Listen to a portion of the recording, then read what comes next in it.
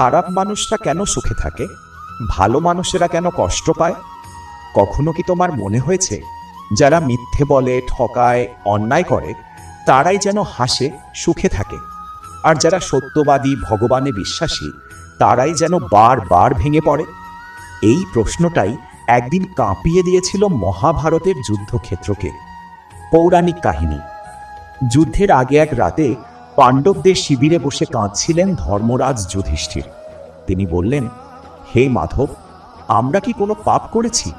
দুর্যোধন অন্যায় করে রাজ্য ভোগ করছে, আর আমরা বনবাসে, অপমানে, যন্ত্রণায়। তখন শ্রীকৃষ্ণ একটু হেসে বললেন, ধর্মরাজ, তুমি যা দেখছো তা পুরো ছবি নয়। পাপীরা যে সুখ ভোগ করছে তা আসলে তাদের আগের জন্মের শেষ পুরস্কার, আর তোমাদের কষ্ট ভবিষ্যতের অশেষ আনন্দের প্রস্তুতি। কৃষ্ণের গভীর সত্য। কৃষ্ণ বললেন, যখন ভালো মানুষ কষ্ট পায় তখন তার পুরনো ঋণ শোধ হয়, আর যখন খারাপ মানুষ সুখ পায় তখন তার পাপ জমা হতে থাকে। মানুষ ভাবে ভগবান নীরব, কিন্তু আসলে ভগবান অপেক্ষা করেন। মহাভারতের শিক্ষা দেখো, শেষ পর্যন্ত কি হয়েছিল। দুর্যোধনের রাজ্য, অহংকার, শক্তি সব ধ্বংস হল। পাণ্ডবরা পেলেন রাজ্য, সম্মান, শান্তি। সত্য দেরিতে যেতে, কিন্তু চিরকাল যেতে।